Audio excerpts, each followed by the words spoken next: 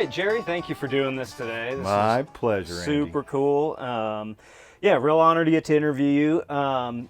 You know, so the last few years it's been the Earls of Leicester kind of rocking along. Kind of And took over my world a little bit. yeah, that's so cool. It's something I wouldn't have expected, but you just put out your second record, Rattle and Roar, which is awesome. Thank you. And I wondered like what was the sort of inspiration to get that going originally?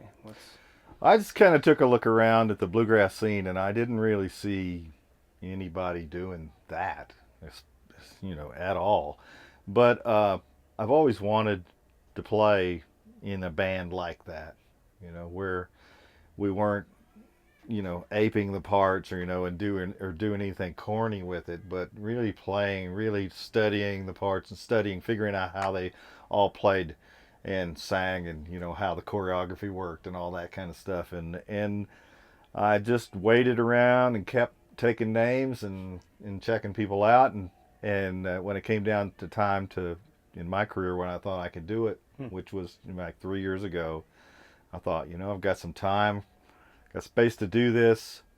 I'm probably losing out somewhere else. I don't know what's going on, but I thought we'll do this. We'll do one record, and we'll get it out of our consciousness, and that'll be that. Right. And it just kind of took over our lives. Well, people really responded to it. I mean, Well, they hadn't heard anything like that in a long time. Yeah. And I have kids coming up to me, they go, we don't know what that is. We don't know. Is that bluegrass? And I go, yeah, Oh, that that's would be really it. bluegrass. And older people coming up to me saying, I didn't think I'd ever hear that again. That's awesome. So that's the big payoff to this. It's certainly not financial or anything like that. It's just the chance to be in that band. Everybody wanted to be of my generation wanted to be in that band.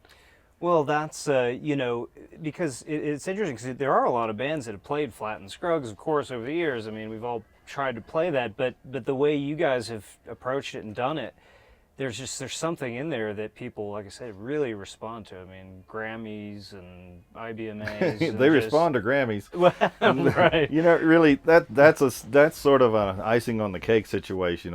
Any kind of award stuff. But, it's kind of hitting people like it's a new band, and it's like it's new music or something, when it's all been done before and probably better. But we have the advantage of having different ways to record it, but we tried to record it the same way they did, but it just kind of turned out cleaner in some ways, and we had actually, and we also had them as models to copy that stuff from. So we had a little foot up on them. Well, yeah, with the Johnny Warren, of course. I mean, Well, Paul Warren's son. He's the real thing. He's the real thing, and you guys Doesn't are play all any other way. have learned from the people that did it.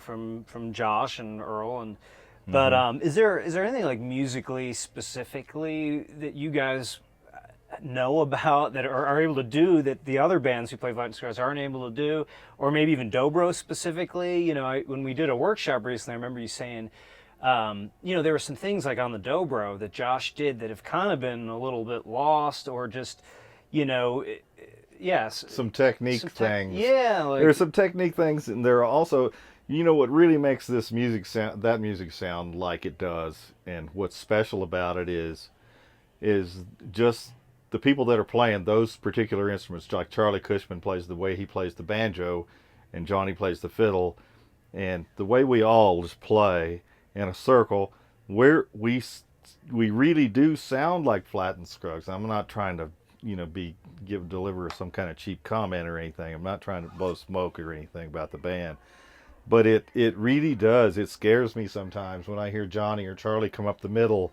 between those two singers, and they spread out and they come up the middle, and it's like, oh, I saw them do that. I saw Flat and Scruggs do that when I was a kid. But it's the real thing, and the instruments are all old, and they just have it's such an analog sound that's kind of gone now. We record baffled off, separated in different states, you know, recording in different months on the same project. And this was all done at once. You know, it's sort of a meeting in the air of all the notes and all the microphones. You know, all the instruments are bleeding into all the microphones. So it's completely an organic way of recording. Yeah. And the band is trying to sound like them.